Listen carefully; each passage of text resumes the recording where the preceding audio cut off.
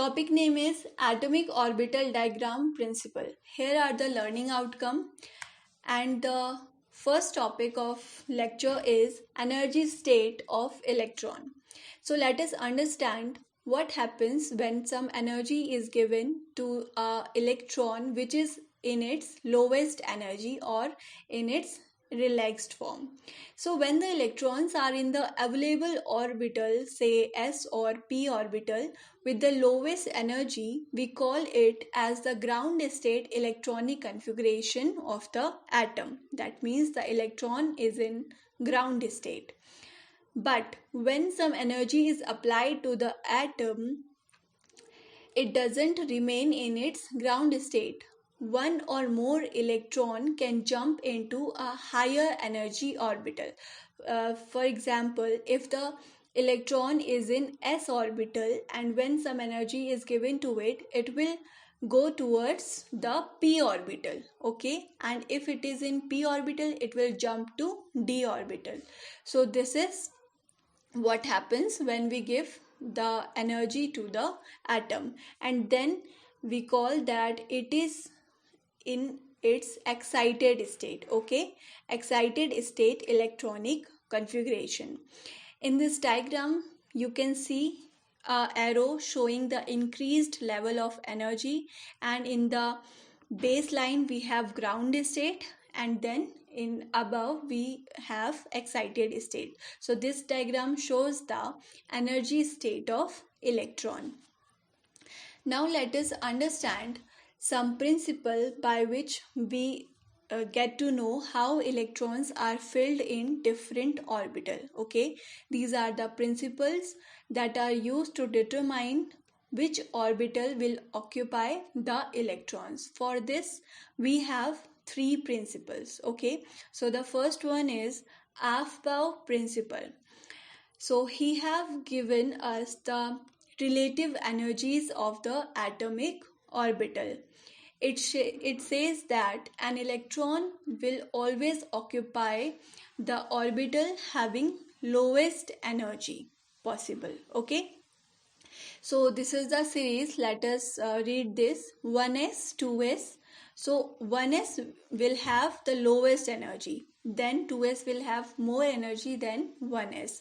In similar way, then 2p, 3s, 3p, but here you can see that it's not 3d, it's written 4s. So that means the energy of s orbital of fourth shell is less than the energy of d orbital of third shell.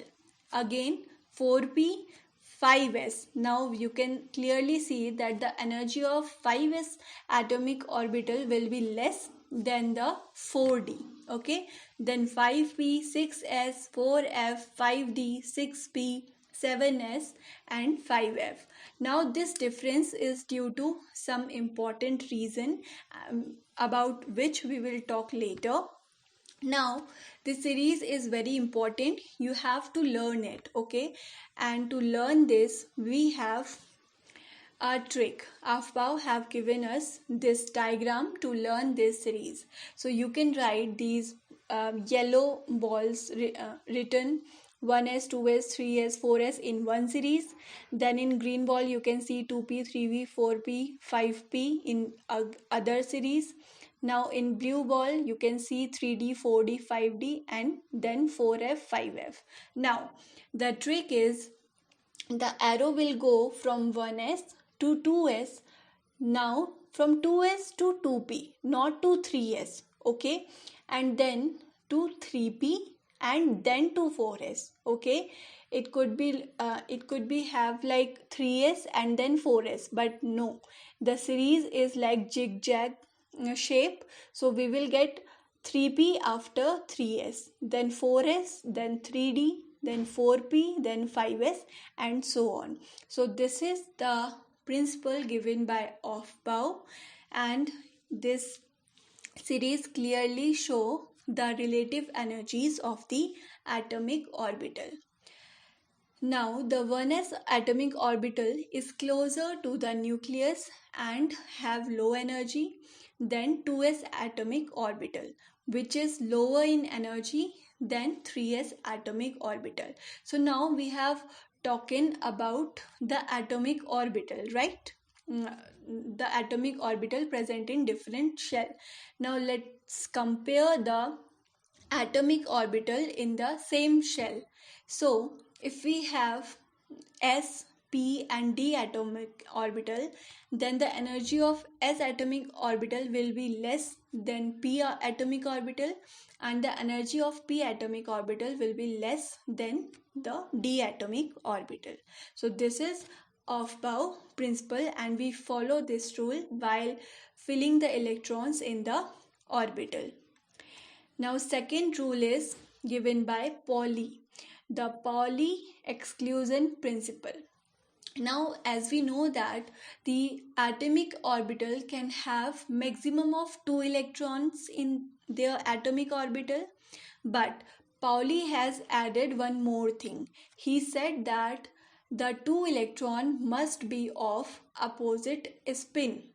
In this diagram you can see that we have shown the electron by the orange and blue arrows. So the orange arrow is heading towards upward and blue arrow is heading downside, right? So when the arrow is are opposite to each other, they have opposite spin, then it is right. But in the when they both of them have same heading towards upward, then it is wrong. So Pauli have said that the two electron must have the opposite spin. Okay, please remember that the opposite spin principle was given by Pauli. Pauli is equal to opposite spin principle. Okay, now the single electron of a hydrogen atom will occupy 1s atomic orbital. Now it is written that how we should fill the electrons in the atomic orbital. So hydrogen have one electron only, so it will fill the, so in the hydrogen atom we will fill the electron in 1s atomic orbital. And now we have a helium atom also, it have two electrons, right? So its second electron will be filled in 1s atomic orbital only, because one orbital can contain two electron, right? Now if we will have lithium atom, so the electrons of lithium atom should be filled in the 1s orbital first and then to 2s atomic orbital. And when we have 4 electron like in beryllium, then we will fill both 1s and 2s orbital completely, and so on. Okay, now it is also said that the fifth electron of a boron atom occupies any one of the three degenerated 2p atomic orbital. So for 2p atomic orbital, it is saying that it can occupy any one of the three degenerated atomic orbital. Okay, there is no specific series. So this was Pauli exclusion principle. Now let's head towards the third principle, that is Hund's rule. So Hund said that when there are degenerated orbital, so we have seen that Pauli didn't say anything about the degenerated orbital, it only said about the opposite spin of electron.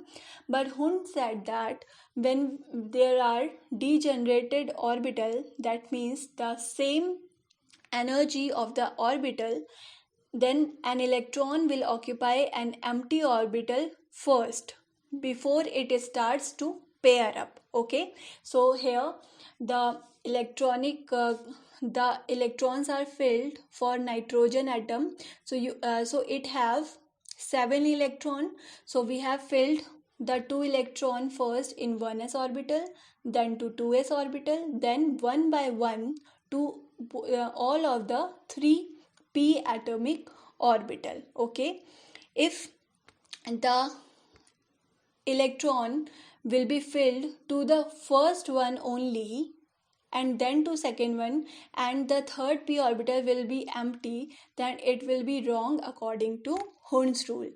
he said that if the orbitals are degenerated, right, if the uh, energy are same of each of the orbital, then it should have electrons filled in all of the three of them. Okay, so this was Hund's rule. Now let us discuss the objective question of today's topic. First question is, which of the following tell that the two electrons in atomic orbital must be of opposite spin? So we have learned that this is the Pauli exclusion principle. He said about the opposite spin of electrons in the atomic orbital. And the second question is, which of the following principles are used to determine how orbitals occupy the electron? So the answer is all of the above. In all of the three principles, we have learned how we can fill the electrons. Like in Pauli, we know that there should be opposite spin of electrons. In Hund's rule, it talked about the degenerated atomic orbital, and in Aufbau principle we understood the relative energy of the atomic orbital. So all of the above is the right answer. So these are the topics covered in this lecture. Thank you so much for watching this video.